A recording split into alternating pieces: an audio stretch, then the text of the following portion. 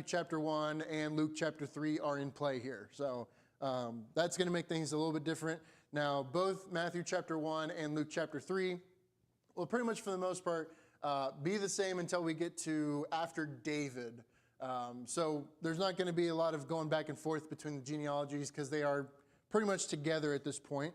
We'll talk more about that. There's actually quite a bit of interesting stuff to say, but we are on Abraham now. I'm not going to go back and review. I have a lot to say about Abraham. We'll probably spend at least 2 weeks, maybe more on Abraham, depending on how much discussion we want to have. But also, I'm going to do something similar as I did with Noah. I'm not going to go into a ton of details regarding a lot of the stories we have of Abraham because there is just so much. And we already had a study of Abraham not that long ago that we did go super in depth on. So a lot of what I plan to do is just kind of sum up each chapter of Abraham and his actions. And I do want to get to talking about how the New Testament looks at Abraham because he's a pretty big deal in the New Testament as well as far as how he's talked about and how people refer to him. So he's a very important person in the genealogy.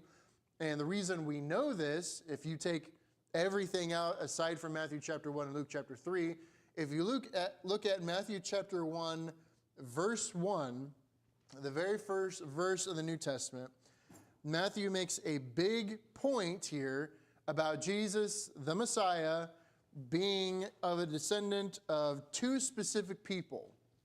Even before it gets into Abraham and then down to Jesus, it mentions 2 specific people from whom he is descended. One of those is David, who we'll talk about later in this study, and the other is Abraham.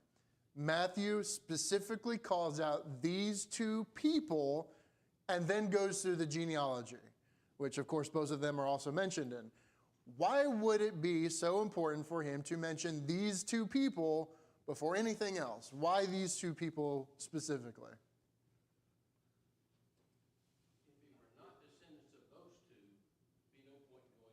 Okay, yeah, that's a pretty good way of saying it in short order. If he's not related to these 2 guys, nothing else really matters. But why? So yeah, we've talked about Matthew's writing specifically Jews. Why would the Jews think that these 2 people are important? That's who they descended from. That's who they are. Yeah, so for Abraham at least, if you can't tie yourself to Abraham, well, you're not a real Jew. You're not an Israelite. You're somebody else. Maybe you're a proselyte. You come from outside. You're not one of the promised descendants. You're not the chosen people, if you will. What about David? Why is he important? Because I believe his kingdom that was going to continue. Yeah, his throne. There is this very important concept about Jesus. Is not only is he a chosen descendant, not only is he one who's promised, but he has the title, he has the rank of king. Now, the way monarchies usually work is you have to be in that bloodline for you to have any claim to such a title. Now, we think of that in a very earthly sense, but God is establishing this for us so that we understand this person's important. He has authority here. This is God. You know, again, I'm kind of saying that the whole genealogy is him putting breadcrumbs as he goes, giving little hints, little calls to Christ coming. And then he comes, and Matthew and Luke both show, hey, here's the history. If you know these people, you'll understand why this Jesus guy is so important. So that's a lot to say about Abraham is very important in this genealogy. I could just say that, we can move on. But I like that Matthew himself calls it out. If you remember, and we'll talk about these maybe a little bit, many of the promises given to Abraham specifically, they're about his descendants. Oh, you're going to inherit this land, you're going to inherit Canaan. There are those, and then there's these other promises, such as in Genesis chapter 22, verse 18, where there is a greater blessing to all nations because of his descendant, which I think he is talking about Christ. We know that. We can't just say, well, probably Christ. We pretty much know because Peter himself quotes that passage in Genesis 22, verse 18. He quotes that verse in Acts chapter 3, verse 25, talking about Jesus. Peter saying, You don't have to guess whether or not this is Jesus being talked about in Genesis. I'm going to tell you it's him. This is the one that we've been waiting for.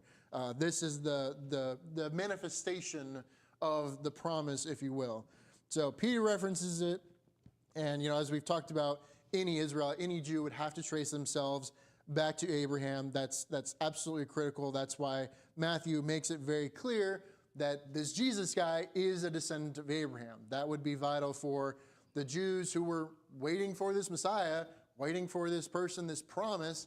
It has to come from Abraham. So Matthew makes it clear out of the gate, even before he goes through the entire lineage, that this man is a descendant of Abraham and David. But we'll talk more about David later on in the study. So I'm not going to focus so much on that, but very, very important detail.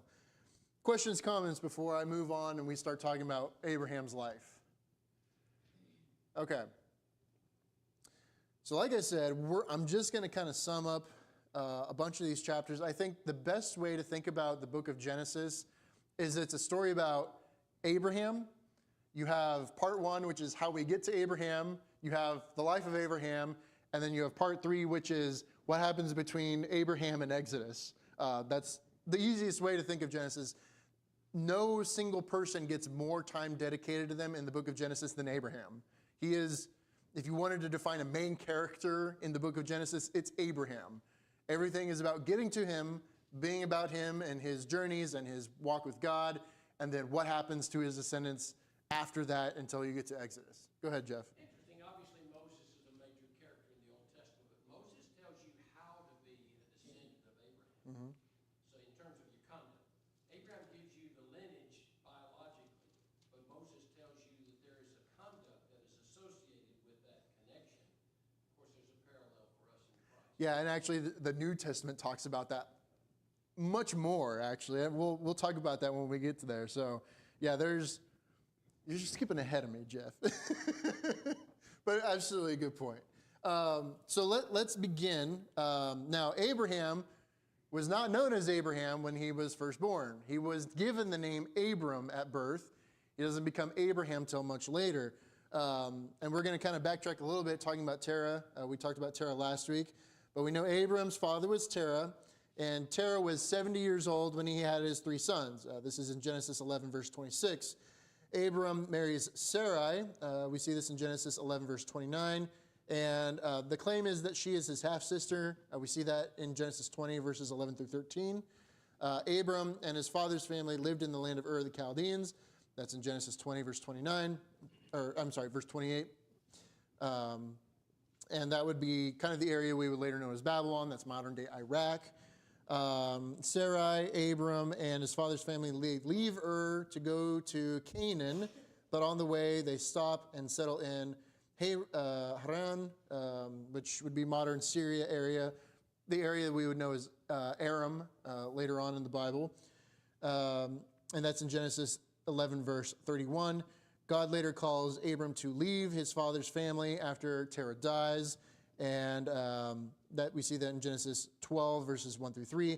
Abram is 75 at the time. He takes Sarai and his nephew Lot and all the possessions and servants. They leave Haran and continue to Canaan, as we see in Genesis chapter 12, verses 4 through 5. So that's kind of the setup and proper introduction to Abram, later known as Abraham.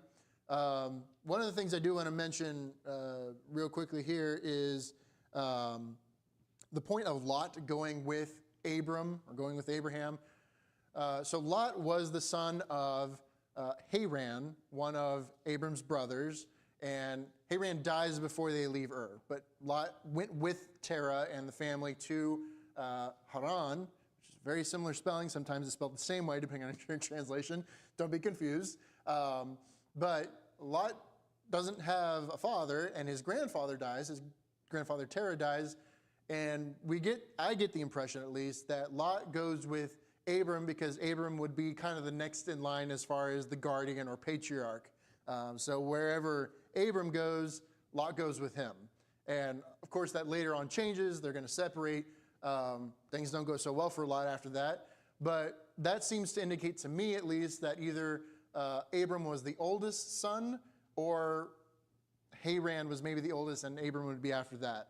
My guess is that he's the oldest. He's listed first in the order of the sons, which, as we've talked about, does not always indicate birth order, but oftentimes does. So just kind of gives you a little bit of nuance in his family. He was probably the oldest, probably the most respected as far as that family goes. Any comments, questions thoughts about Abram as we're introduced to him in chapter 11 and the beginning of chapter 12? All right, like I said, I'm just going to kind of name drop verses here and there. I'm just going to kind of go through it. If you want to stop me if I'm going too fast, or you want to make a comment or have a question about something, let me know. But as far as my plan is, I'm just going to kind of go through these chapters, talk about them very briefly, and then we'll talk maybe more about them as we go on, or if we stop and have questions or comments. So as we said, Abram, he goes down to Canaan. Now during a severe famine, Abram and Sarai, they stay in Egypt. While in Egypt, Pharaoh's household is plagued by God. Pharaoh tries to take Sarai as a wife. He did not know that she was already married to Abram. We talked about that in our Abraham study. Not going to go into more detail about that, but that's in Genesis chapter 12, verses 10 through 20. In Genesis 13, Abram and Lot separate. As I say, he was with him for a time, but by the time we get to Genesis 13, they separate because there's issues with the land not being able to hold all their herds, which also seems to indicate that Lot had some, basically his own estate separate from Abram's. They were not combined, so he had his own herd, he had his own flock, and so they separated because they couldn't basically get along together. There wasn't enough for all of them. Abram later rescues Lot from capture. We have the War of the 5 Kings and the 4 Kings in Genesis chapter 13. We've talked about that, or in chapter 14 as well. We talked a lot about that when we did our study of Abraham. I'm not going to go into all the details. Very interesting, though. It's kind of our first mention of warfare in the Bible in any grand scale. It's a huge, huge campaign when you go through all the details.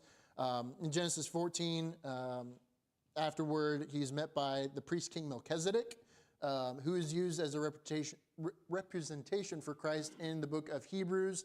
We'll talk more about that when I talk about Abraham and how he's talked about in the New Testament. Melchizedek is a very interesting character. We don't really know a lot about him, but he has a very important symbolic position as far as the Hebrew writer is concerned. This is a big deal. We'll talk more about it when we talk about Abraham in the New Testament. In Genesis 15, Abraham speaks with God about basically the fact that he doesn't have any descendants. He's an old man. He's saying, God, I don't even have a son. How is this promise going to be fulfilled? God assures Abram that a great nation will come from him. He makes a covenant with him about the conquest of the land of Canaan, future generations, very specific details about his future generations coming back and taking the land. Like, there's no ambiguousness to it. God is being very specific about what is going to happen. We know that Sarai, she's also old. She's only 10 years younger than Abram. She has no children. She suggests to Abram that, hey, take my maidservant Hagar, have a child by her, build a family by her. This is in Genesis 16, verses 1 and 2, where we see that first come up.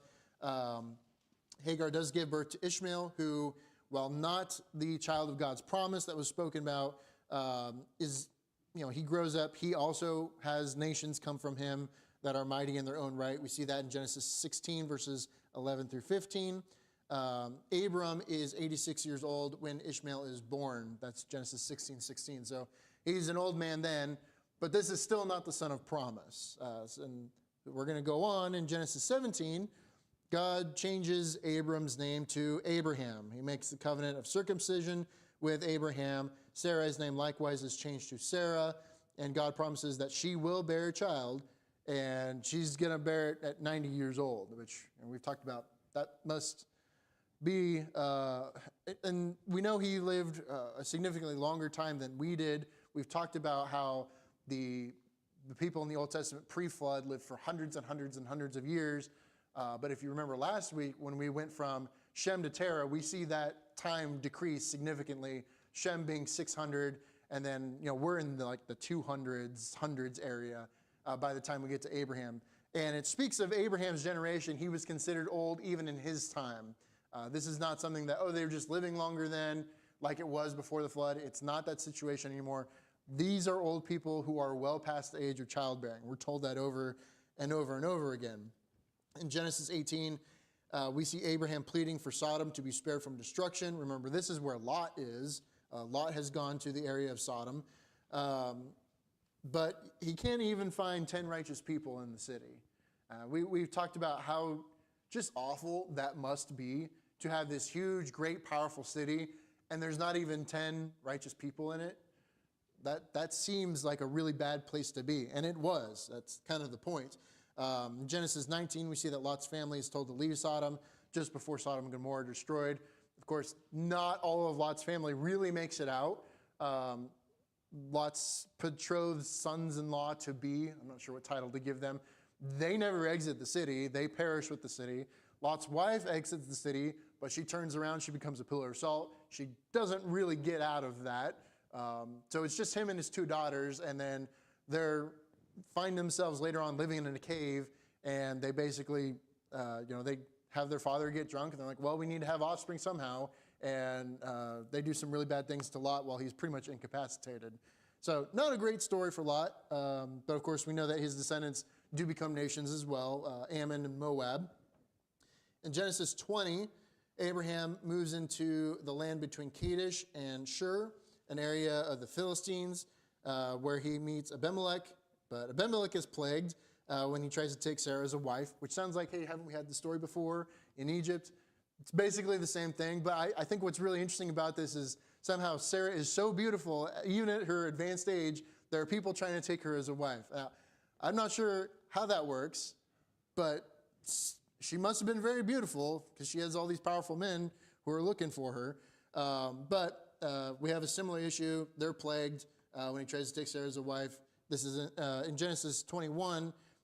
We see then Sarah gives birth to Isaac. Abraham is 100 years old when Isaac is born. After Isaac is weaned, Abraham sends away Hagar and Ishmael. There are some issues going on there, but God approves of it. He lets Abraham know, hey, it's going to be okay. They're going to be fine. I'm going to take care of them. Which kind of, we talked about this in our Abraham study, but I wanted to mention again, Abraham's a good dad here. Like, we don't get a lot of details oftentimes between fathers and sons, but like Abraham is really concerned about sending Ishmael away. It's his son. He cares for Ishmael, even if he's not the son of promise. But God says, it's going to be okay. I'm going to take care of him. Go ahead and do what Sarah requests. It's one of those few little details that we'll see between Ishmael and Abraham. Abraham really did seem to care about him, even though he wasn't the promised son, if you will. Genesis 22, God tests Abraham. This is a pretty well-known chapter. He tells Abraham, go sacrifice your son, your one and only son, Isaac, the son of promise. Go and sacrifice him. And when Abraham is about to complete this task, God stops him and he blesses him because he was willing to sacrifice the one and only son he had, the son of promise. This is, of course, also a parallel for our relationship to Christ. And there's many ways that you could look at this. The way I think is the best way to look at it, and there's different ways to kind of look at the symbolism. But if you think about it, we're basically Isaac. We're the ones that need to be on that sacrifice, and we're going to be killed. But then God provides another sacrifice. I think there's a couple ways that we could shift that parallel a little bit. But the point is that Christ is going to come and do something that we should be suffering for, and he's going to make it right. We'll talk maybe more about that when we get to the New Testament. Unless there's any comments or questions on that. Maybe I should pause here. I've gone through a bunch of chapters. I've gone through 11 chapters here. Anyone want to talk about any of these things that we've kind of glossed through here? Okay, I'm going to move on. Genesis chapter 23. Abraham's wife Sarah, she dies at the age of 127. Abraham purchases a tomb and buries her in the cave of the field of Machpelah, I think is the correct pronunciation. I'm not worried about pronunciations. But this is near Mamre, which is at Hebron in Canaan, and the Hittites, they deed him the land. This is a very formal transaction that goes on in this process. And I think one of the most, well, I'll get to the other detail when I get in just a second. In Genesis 24, Abraham, he sees the need for Isaac to have a wife. Isaac is not married yet. And Abraham's not going to be around for much longer. So he has concerns. One thing is he doesn't want Isaac to go back to Ur of the Chaldeans, the place that God had called him up from. He doesn't want him going back there and basically undoing everything that has been done.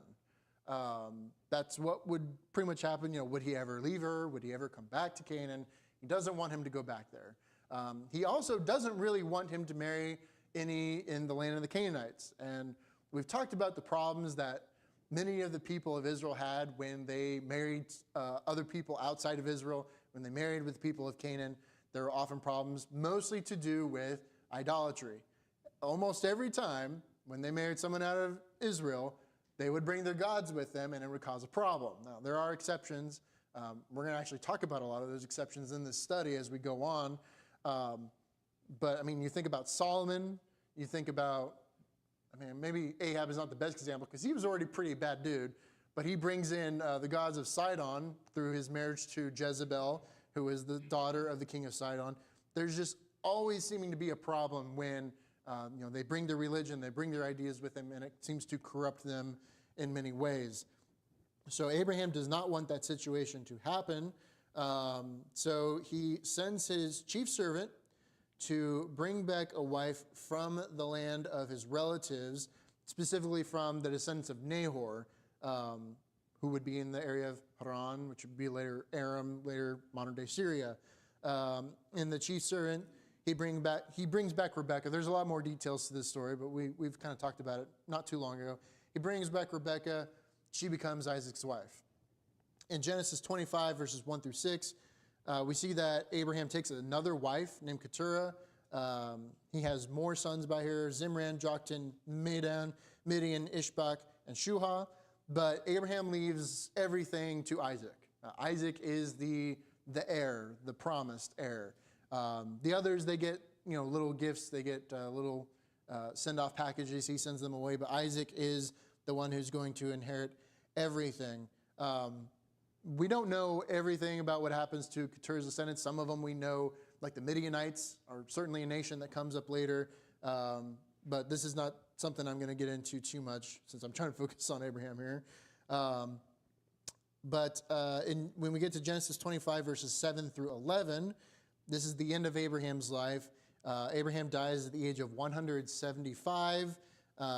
Isaac and Ishmael reunite at this point to bury their father, and they bury him in the cave at Machpelah near Mamre. It's the same place that Abraham had buried Sarah 38 years previously. So he's buried in the same place as Sarah. And one thing I do want to point out, I was going to point this out earlier, but I think it's maybe better to mention it here.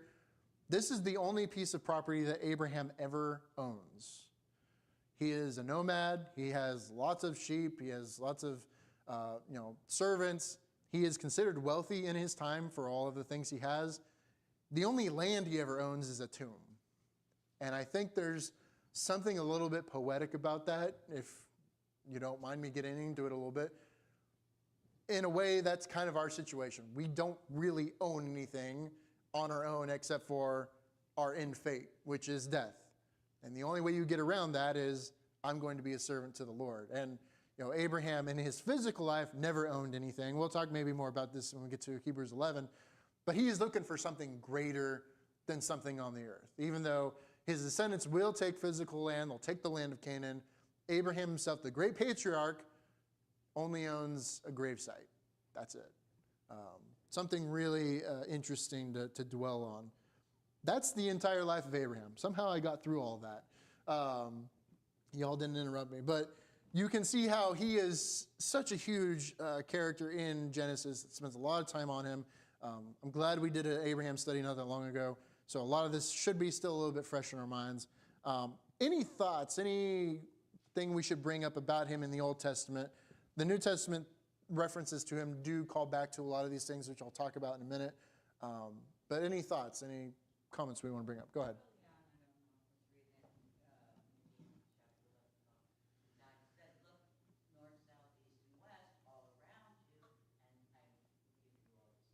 Mm-hmm.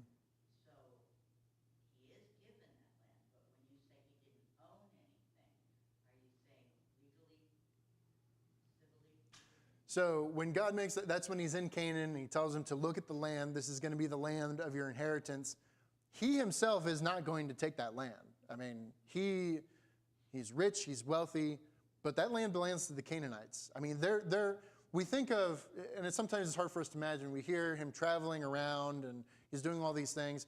He's traveling through populated areas. There's already people here. It's not like he was discovering a new land where there was no one else and he was just going to, claim it all and it would be empty and he could just do whatever he wanted. There are already people here. This is a very civilized area. There's society here of many nations. You have the Canaanites and all their offshoots. He is not in his lifetime going to own any of that land. Now, when the Israelites come out of Egypt during the Exodus and Joshua takes them up and they conquer the land, they are going to own that land. It's going to get there, but he himself is not going to own it. And that's one of these kind of interesting promises that God is telling him, this is for you, but not really for you. It's for your descendants, your generations that will come after you. And they did. I mean, we see that fulfillment. That absolutely does happen. In fact, even God gives a little bit of timeline of here's how many generations it's going to take until this process starts. So I don't know if that answers your question. Okay. Yeah. Any other thoughts, comments, questions? Jeff? Great men do great things in life, and they're revered because of them. They plant their flag, they gather an army and take a place, they build something, they organize a people, and they lead a people. So they do great things to be remembered. Abraham's great thing that he did was he trusted in God. Yeah. His faith is what he's known for. And the importance of that is to remember the fact that it is God who makes us great, not our deeds, not our intelligence or anything like that. It is God who makes us great. And our greatness is in trusting God, just like it was for Abraham.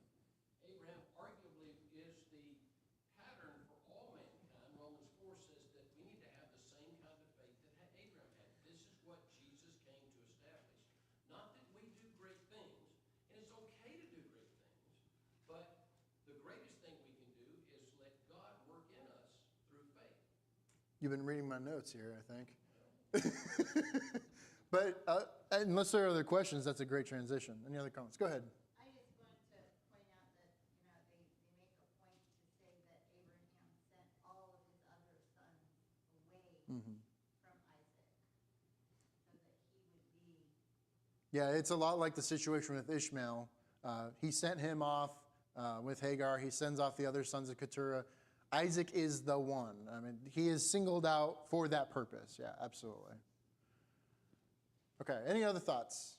Okay, we're going to start maybe some New Testament stuff. We may not finish. I only have about 7 minutes left. But let's start talking about Abraham as he's talking about in the New Testament, because what Jeff was saying is absolutely correct. The thing that Abraham is remembered for, besides his importance in genealogy for the Israelites, for the Jews, is his faith. Like, absolutely number one is his faith. And that's how the New Testament talks about him. Abraham gets 76 mentions in the New Testament, which is maybe a little bit less than the Old Testament. Remember, he's been dead for a long time, and they're still talking about this guy. Like, sometimes they talk about him as if, he might as well be the president of the United States right now. He's so important, we got to pay attention to everything that he's got. But he is here, and he is referred to in such a way that talks about his faith over and over and over again. And it really helps us, I think, in a way, helps us to understand what faith is. Because if you go to somebody on the street and say, hey, what does faith mean to you? They say, well, you believe in something. That's it. And that's clearly not wrong, but not fully encompassing. Because, Abram could say, okay, God, you say I'm going to have descendants, all right. And then just kind of stand there and twiddle his thumbs and not do anything. But it's all about what you do with that belief. So as I said, Abraham is mentioned 76 times just in the New Testament. That includes some of the genealogical mentions as well. But there's no way I'm going to address every single one of these. There's too much. So I'm going to talk about some areas. We'll read some of these. And this is the part where I think really having conversation about Abraham is great, because when you know about Abraham's history, which we just went through in the Old Testament, and you reflect on it and how it is keying into things that are going on in the New Testament, there's so much more there. So Jesus spends a lot of his time talking about Abraham. We see him actually mentioned in several of the Gospels. The one I want to look at is in John chapter 8, and there's no way we're going to read the entirety of this. It's actually quite lengthy. So for the sake of time, I will not read all of it. But does anyone know the context of John chapter 8? Does anyone know what's kind of going on at this point? And I'm saying this for later in John chapter 8. Not exactly the beginning part, but the second half of chapter 8. Jesus is speaking of his connection to the Father, Mm-hmm. particularly the fact that he is eternal, that he is like God in the fact that he did not start in Mary's womb. And who is he talking to specifically? Does anyone remember? Who is he talking to? He's talking to Jews. Who's talking back to him? He's got a very specific group of people. Yeah, so he's, when you look at verse 13, that's a good place for me to pick up. The Pharisees are challenging him here. They're having a lot to say about him and challenging him and kind of saying, well, you can't be right about X, Y, Z, and all these things. And Jesus is going to kind of be above this conversation. Let's see, where do I want to start reading specifically? I mean, it's very lengthy. I don't want to read the entire thing. But he goes on for pretty much the whole chapter talking to them. Okay, go ahead. So he's talking about the idea of bearing witness, that he is the only voice for his philosophy. Yeah, That they're not to accept that, they have to have another voice. let's start at John chapter 8, verse 31. Let me have someone read verse 31.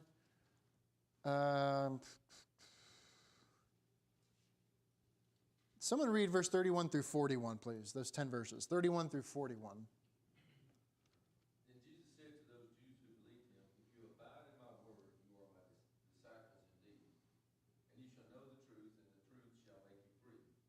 They answered him, we are Abraham's descendants, and have never been in bondage to anyone. How can you say you will be made free? Jesus answered them, most assuredly I say to you, whoever commits sin is a slave of sin. And the slave does not abide in the house forever, but a son abides forever. Therefore, if the Son makes you free, you shall be free indeed. I know that you are Abraham's descendants, but you seek to kill me because my word has no place in you. I speak what I have seen with my father, and you do what you have seen with your father. They answered and said to him, Abraham is our father. Jesus said to them, if you were Abraham's children, you would do the works of Abraham. But now you seek to kill me, a man who has told you the truth, which I heard from God. Abraham did not do this. You do the deeds of your father. Then they said to him, we were not born of fornication. We have one Father, God. Okay, so there's a bit more to this, but I think that's a pretty good section to read. We have Jesus speaking to them, encouraging them to, hear my teachings, listen to what I've got to say here. You're basically going to be a slave to whatever you serve, is probably the simplest way to put that. And it's really funny, we've brought this up in other studies in verse 33, where they say, we're Abraham's descendants. So here's this claim, it's very important. We're Abraham's descendants. We're the Jews. We're legitimate children of Abraham. And they say, we've never been slaves to anyone. And the just complete lack of awareness on their part, I'm not sure exactly what they're trying to prove with that statement. But if you look at Abraham's descendants, how many times were they enslaved to another people? That's what Exodus is all about. They were enslaved in Egypt. You have the captivity in Babylon. When Babylon falls, they're under the power of the Persians. And, it goes on. At this time, who is ruling over Israel? It's Rome. Oh, yeah, sure, they have this guy who's a king in name, and they do a lot of their own domestic administrative work. they answer to Rome. They are not sovereign. They don't have any sort of, structure that says there's no one above us. Rome is over them at this time, which is, I don't know if they just weren't thinking about that or in those terms. That's not how this works. And, you could be saying, well, they're speaking in a theological standpoint. They're not slaves to anything. But Jesus says otherwise. He says, you're following the ways of your father. And he's saying, not Abraham, your father, because if you did what Abraham did, then you'd be doing the right thing. So who is he saying their father is? It's kind of implied here. The devil, Satan. And he's said it more obviously, very specifically in other spots. But he's saying you're basically being the sons of the devil because you're ready to kill me because you're not willing to have open hearts. You're not willing to hear my teachings. There's no room for my words, as he says. I'm doing the will of the Father. You're doing the will of your father. And he says, it's not Abraham. And, of course, they can test that. They don't like to hear that. Jeff, go ahead. Amazing thing is that this section is speaking to people who believe Jesus. Verse 31. He's not saying about the Pharisees who didn't believe. These are the people who believed in him. Yeah. And what he's saying is if you truly accept me as the Messiah, it means more than being a descendant of Abraham and then transitioning to some new and better covenant. It means leaving all of that behind, all of your biological connections, your material connections, your cultural connections, and accepting me all in all. Yeah, because you can claim Abraham as a father, but if you're not doing the right things like he did, he's not really your father. And, of course, they take offense to that. But he's making the point is you're a slave to whatever you serve. You're serving your father. You're serving the wheels of Satan. You're not doing the things that Abraham did. You're not doing the things of God. And as you said, he's speaking to the Jews who are believing or have at least some interest in what he's saying. That's a good thing to point out. We look at 12, he's speaking to the people. We get to 13, the Pharisees are challenging him. Then verse 31, he turns back to the Jews who are hearing him out. Absolutely. So he's challenging those who have at least some basis or at least some partiality to Jesus, and is kind of challenging them further. It's not just being a seed of Abraham that's going to save you. It's not going to be enough to say, well, I'm a descendant of Abraham. I can trace my lineage all the way here. That was a very similar thing to what the Israelites did when they were being told, hey, Judah and Jerusalem is going to be wiped out by this army from the east. And they said, well, we have the temple of the Lord. The Lord would never let that happen to his own temple. We're his people. It doesn't really matter what we do. But God said, well, that's not true, and he proved it.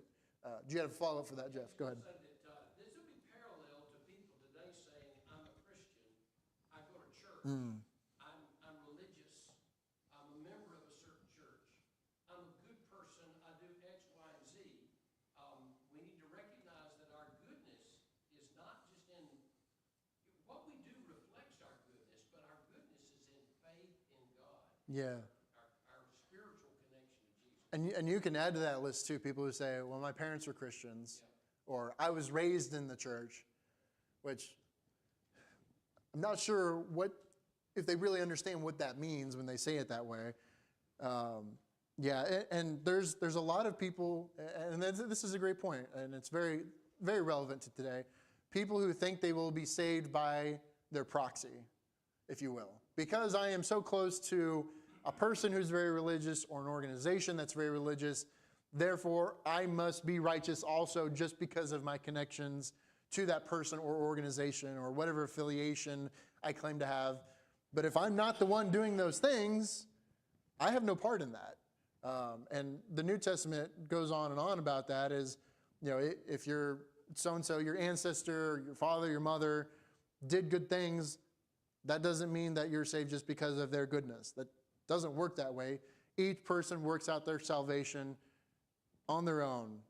That is no one is responsible for my salvation except for me, as far as that goes. God's done his part. Jesus has died on the cross for our sins. If I don't take hold of that, if I don't follow after his ways, that's my fault.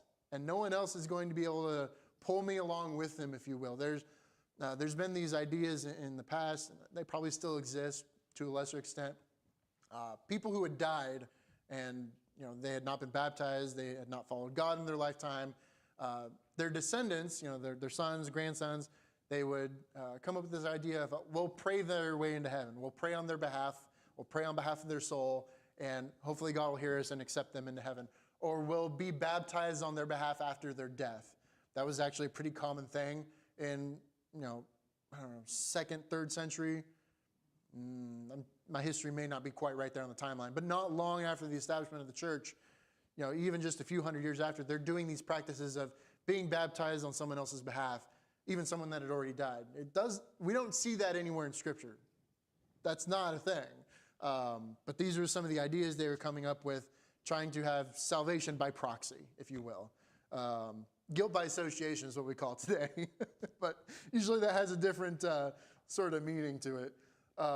We're out of time here. I've actually gone a little bit over. I think this is probably a good spot to stop. Unless there are any other comments or questions about specifically John chapter 8. There is more to this. In fact, there's probably more I want to talk about next week, because I kind of want to talk about the very end of this chapter, or before Abraham was, I am. I think that's a really important thing to talk about, but I don't have enough time to get into that yet. So we'll pick up in chapter 8, John 8 here. I want to talk a little bit more about some of the later things that are said in this chapter. If you want to kind of read ahead, I encourage reading ahead, even though I give Jeff a hard time about it. Some other places you might want to read, and we'll talk about next week. Acts chapter 7, Romans chapter 4, Galatians chapter 3, Hebrews chapters 7 and 11, or at least the section of Hebrews 11 that pertains to Abraham. And then part of James chapter 2, verses 20 through 24. I'm going to get into all of those next week. There are, of course, more than that talking about Abraham, but these are very specific toward him. They tell us a lot about him, and they tell us a lot about what we need to do using him as an example. So we're going to go through those next week, but I'll start toward the end of John chapter 8, because there is a little bit more I want to say, but time is the constant, so I'm bound by it. So we'll pick up there.